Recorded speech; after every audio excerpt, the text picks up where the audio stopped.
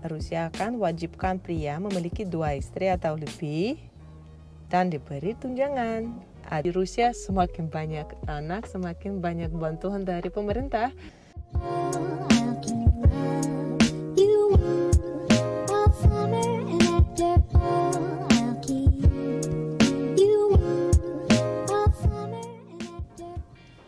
Halo teman-teman semua, kembali lagi bersama saya Dania di Orphala Channel. Terima kasih banyak untuk semua teman Orphala. Tanpa kalian channel kita tidak bisa berkembang, dan tolong jangan lupa share video-video kita ke teman-teman. Dan sebelum kita lanjut ke videonya, yang belum subscribe dulu ya, biar kita lebih semangat untuk bikin video-video baru.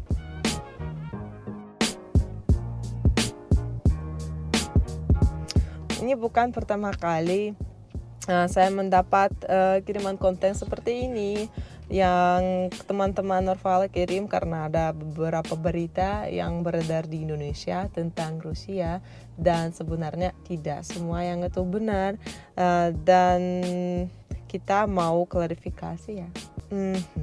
Halo Mbak Dania, apakah info ini benar?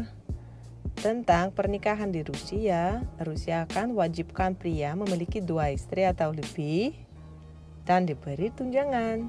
Ada 10 juta wanita Rusia jomblo karena demografi tak seimbang OTV Rusia.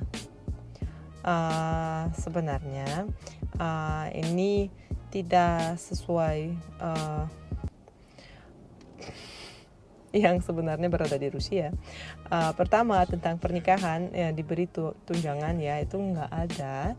Yang ada untuk keluarga yang muda bisa dapat uang dari pemerintah untuk kalau udah punya anak, dan itu dikasih ke kartu sosial yang khusus dipakai di toko anak, nggak bisa dipakai di toko biasa. Jadi itu bukan uang seperti cash ya. Ada uang yang dikasih pada pertama kali daftar anaknya, dan itu dapat sekitar 2 atau 3 juta rupiah untuk beli sesuatu yang dibutuhkan, dan tapi itu harus daftar oleh orang Rusia ya. Kalau orang asing nggak bisa dapat itu, anaknya kan lahir di Rusia. Dan juga mengenai pertanyaan untuk pemilih 2 istri, pernah ada gosip tentang itu, kalau ada yang sekitar 14 tahun ada yang mau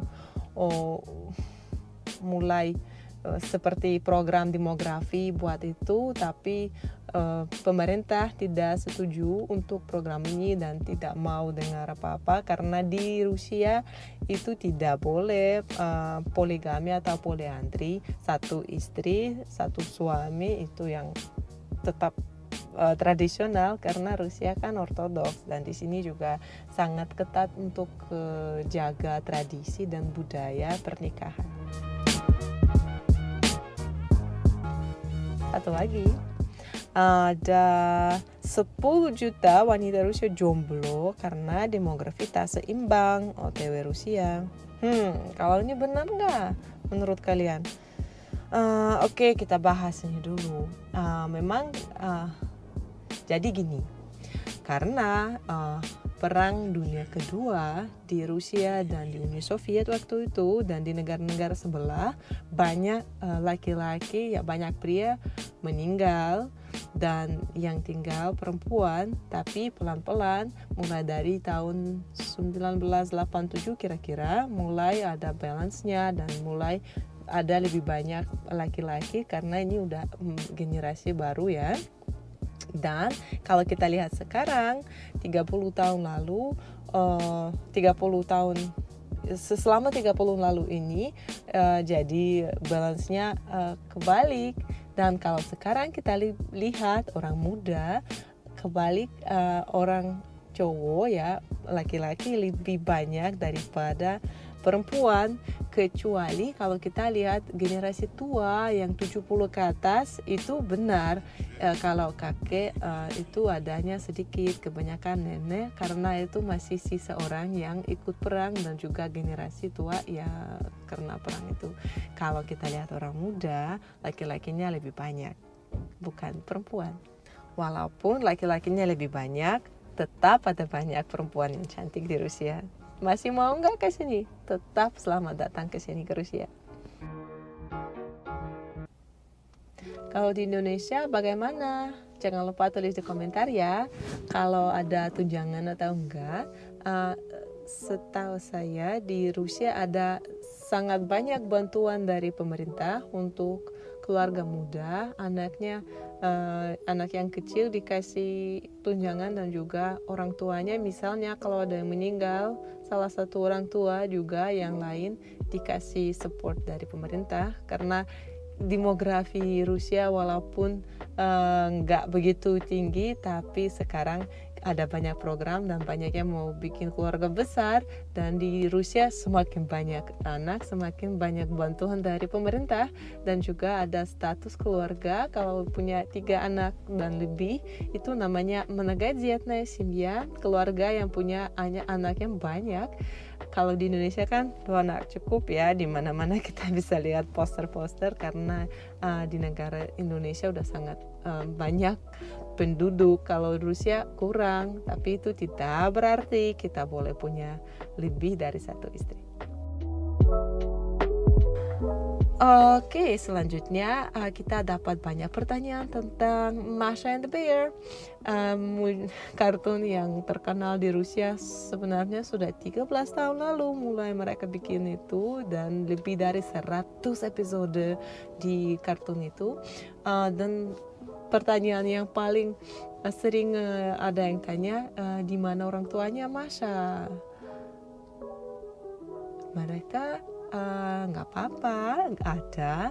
Cuman orang Indonesia, karena di Indonesia sangat suka horor dan sesuatu misterius ya, jadi mereka mikir ada banyak versi internet yang seperti orang tuanya Masha meninggal, orang tuanya Masha hilang di hutan, dimakan beruang, dan itu semuanya serem banget. Karena orang Indonesia lebih suka mungkin daripada kita ya horor ya, semua suka seram, sesuatu yang kayak gitu.